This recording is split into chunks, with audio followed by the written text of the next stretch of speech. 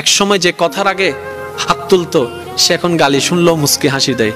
তো বন্ধুর একদিন তাকে জিজ্ঞেস করে, কিরে নেতা, তুই না কথা বলার আগে হাত তুলতি?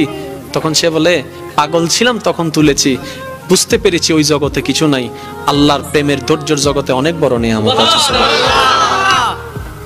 এত বড় বড় সফল ব্যক্তি যদি ছোটবেলায় লাথি খাইতে পারে, আপনি পারবেন না কেন?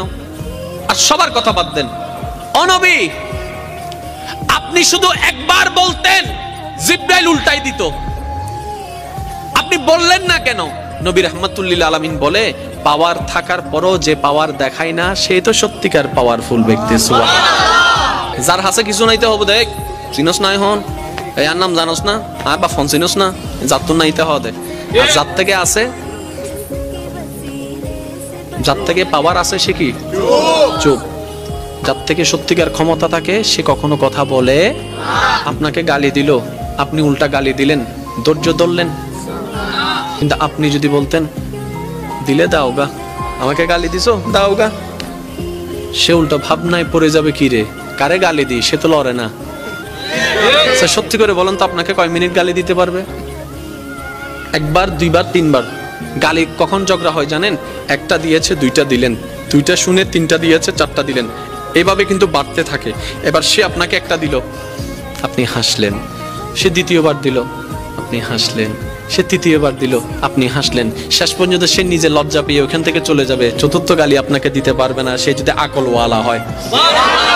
আর আপনি আমি বোকামি করি কি, হে কি হইছ তুই আরে মারি দি, মারি দনা করে পুলিশ আইরা আরো ধরিলে যার কই তা হইলাম না, আয় তো ন দিতে দিয়ে দে, ওদের মাইজি হনে, ওদের আয়, ওদের তুই চল। আমি কি বুঝাতে পারছি কথা? আফটার অল আমরা নিজেরাই নিজেদের ক্ষতি করছি।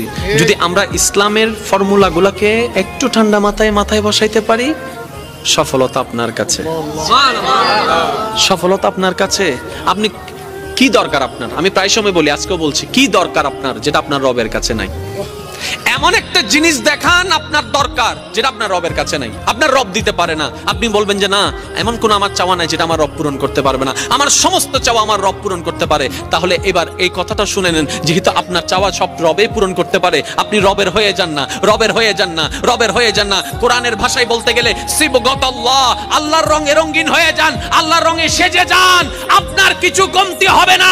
আপনি যদি পাহাড়ের গুহায় বন্দী হয়ে যান, জগৎ বলবে আমরা কেউ চিনি না তাকে, জগৎ বলবে খুঁজে পাচ্ছি না তাকে, আপনি বলবেন কাউকে পাচ্ছি না, রবে বলবে বান্দারে চিন্তা করিস না, লা তাখাফ, ভয় করিস না, ইন্নাল্লাহা মানা। সুবহানাল্লাহ। আপনার পক্ষ থেকে যেন কোনো অত্যাচার না হয়। বলেন, আপনার পক্ষ থেকে কোনো অত্যাচার? কেউ যদি আপনার ভাই কিংবা বোন যদি জায়গা পেয়ে থাকে, সম্পদ পেয়ে থাকে, দিয়ে দেন, কারণ 1 ইঞ্চি জায়গা দিয়ে কিচ্ছু হবে না।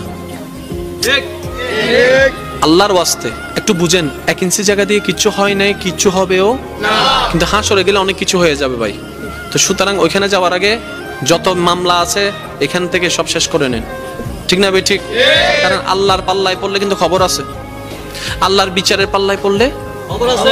আর সবচেয়ে মজার কথা কি জানেন?